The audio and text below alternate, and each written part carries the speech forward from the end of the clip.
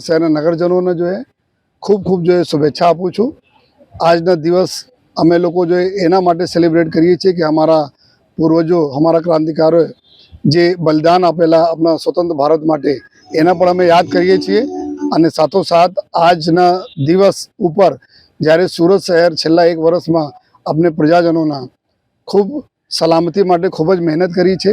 આપણા દેશ ખૂબ સરસ રીતે જો આગળ વિકાસના દौड़માં વધી રહ્યા છે ત્યારે સુરત આપણા ગુજરાત રાજ્યનો એક ખૂબ મોટો ફાળો છે। અને આમાં જો સુરત શહેરનો ખૂબ એક મોટો ફાળો છે ગુજરાત રાજ્યના વિકાસમાં।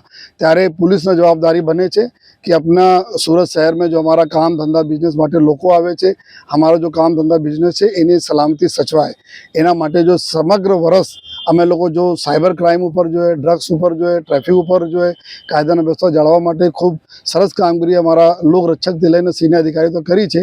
એના માટે હું બધાને અભિનંદન પણ આપું છું। સાથોસાથ કે આવનાર વર્ષોમાં પણ અમે લોકો ખૂબ સરસ રીતે જો આ અમારા જો દૂષણો છે જે અમારા માટે ચેલેન્જીસ છે, ચાહે સાયબર ક્રાઇમનો હોય, ચાહે ડ્રગ્સનો હોય, અથવા જો અમારા એવા તથ્યો જો કાયદાના વ્યવસ્થા ખોરવાના પ્રયત્નો કરે છે એના વિરુદ્ધ સખત કાર્યવાહી અમે લોકો કરતા રહીશ। રોડ ઉપર અમે લોકો જોયા કે ગયા 2024ના વર્ષમાં 296 લોકોના ડેથ થયા રોડ ઉપર जो बहुत दुखद बाबत है ना। मोस्टली 2 व्हीलर वाला था जो हेल्मेट नहीं पहरेला था।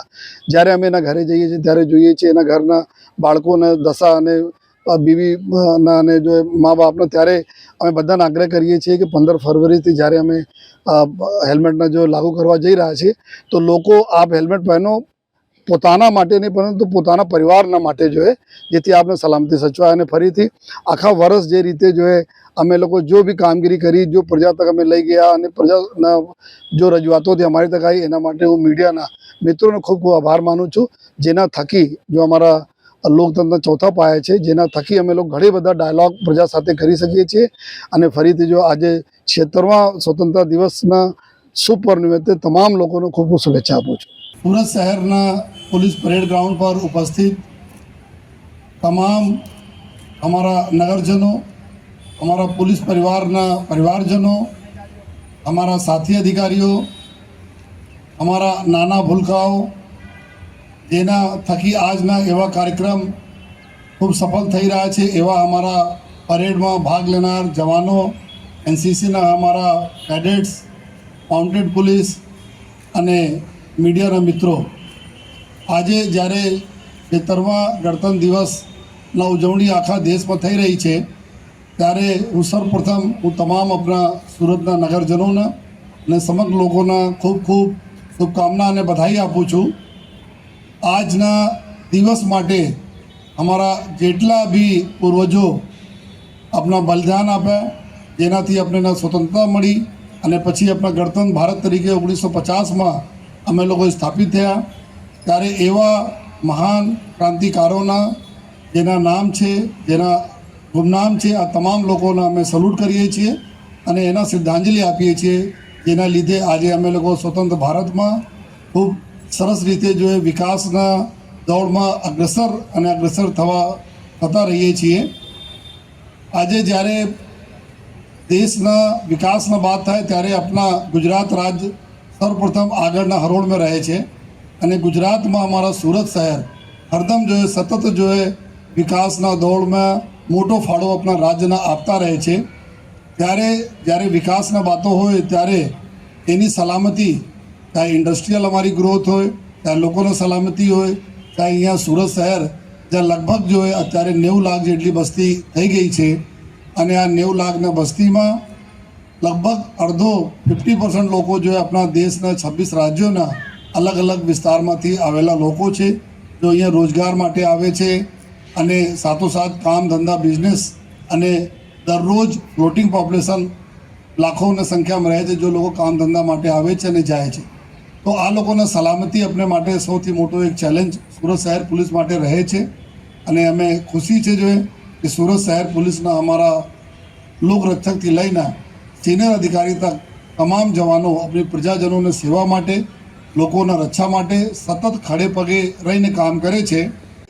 गणतंत्र दिवसना राष्ट्रीय पर्व मनाववामां आवेला अने 2025 જ્યારે અમે મનાવીએ છીએ ત્યારે લગભગ 1 વર્ષમાં ઘણા બધા ચેલેન્જીસ સુરત પોલીસ સામે આવ્યા, ચાહે લોકસભાના ઇલેક્શન સમયે વીઆઈપી મુવમેન્ટ્સ ન હોય, ખૂબ રિલિજિયસ મોટા મોટા તહેવારો હોય, વીઆઈપી મુવમેન્ટ્સ હોય, સાથોસાથ અમારી પ્રજાના સુખાકારી માટે જેટલા સ્કીમો હોય, આ બધામાં સુરત શહેર પોલીસે ખૂબ મહેનત કરી છે.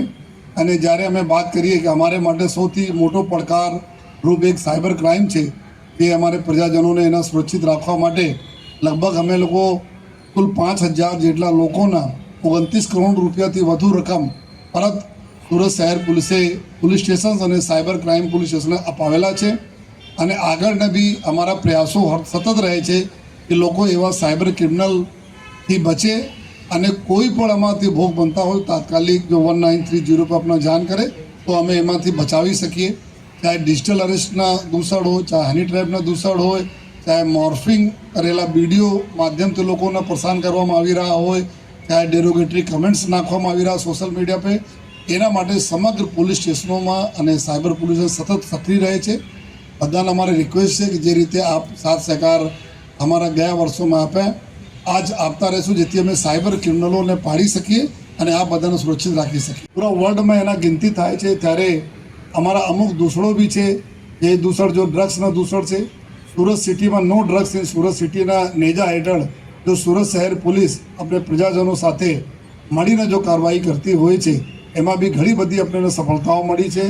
ઘણા કરોડો રૂપિયાના જો મુદ્દા માલ પકડાયા છે, કરીબ 300 જેટલા આરોપીઓ પકડાયા છે અને સતત આ દિશામાં અમે લોકો કામ કરતા રહેવાના છીએ. પ્રજાજનોને મારી નમ્ર વિનંતી છે કે એન્ટી નાર્કોટિક્સ યુનિટ જો માનનીય ગૃહ રાજમંત્રી સાહેબ દ્વારા ખોલવામાં આવેલી છે, એના વધુમાં વધુ આપ લોકો આવો. આપના કોઈ પણ લાગતા હોય સગા સંબંધી હોય તેના અમે લોકો વ્યસન મુક્તિ કરવા માટે પોલીસ આપને સાથે રહીને મદદ કરતા રહેશે. જોઈએ ટ્રાફિકના એક એવી આપણી સુરત શહેર આપણા દેશના જ્યારે મોટા મોટા શહેરોમાં ગણતરી થાય છે, અમે લોકો દેશના નંબર 1 સ્વચ્છ શહેર છીએ, ત્યારે આપણા ડિસિપ્લિન રોડ ઉપર રહે, અકસ્માતોથી લોકો બચે. જોઈએ લોકો બિનજરૂરી જીવ નહીં ગુમાવે રોડ ઉપર. જોઈએ એના માટે જો સુરત શહેર ટ્રાફિક પોલીસ તરફથી ખૂબ જ સરાહનીય પ્રયાસ કરવામાં આવી રહેલ છે. ચાહે સિગ્નલની વ્યવસ્થાઓ હોય, આપણા એના સાથે સાથે રોડ વાઇડનિંગ કરવાના હોય, સર્કલ્સ નાના કરવાના હોય, સાઇનેજીસ મૂકવાના હોય, રોડ પર માર્કિંગ કરવાના હોય, આ સતત કામગીરી સુરત શહેર ટ્રાફિક પોલીસ કરતી રહે છે અને આમાં આપણને સફળતા મળી છે. બહુ જ મોટી સંખ્યામાં બી જો ફેટલ એક્સિડન્ટ જો આડેધડ જો લોકોના વ્હીકલ ચલાવવાના કારણે થતા હતા, એમાં જો ઘટાડો થયેલા છે. અને આ વર્ષે જ્યારે મેટ્રોની કામગીરી ખૂબ ઝડપથી પૂર્ણ થવા જઈ રહી છે, અમુક માર્ચ પછી અમુક રૂટો પણ ખોલી દેવામાં આવશે જો ટ્રાફિક માટે, તો ધીમે ધીમે આ 2025ના વર્ષમાં અમે ઉમ્મીદ રાખીએ છીએ જ્યારે મેટ્રોના ઘણી બધી જગ્યાઓ કામગીરી પૂર્ણ થશે, ત્યાં રોડ રસ્તાઓ પણ ખૂબ પહોળો થઈ જશે પ્રજાજનો માટે. જોઈએ અને મેટ્રોની સુવિધા તો લોકો લેશે, સાથે સાથે જો રોડો ખૂબ ચૌડા રહેશે, પહોળા રહેશે, જેના લીધે શહેરમાં જો ટ્રાફિકના ખૂબ સરસ વ્યવસ્થાઓ ઓર સારી રીતે થશે.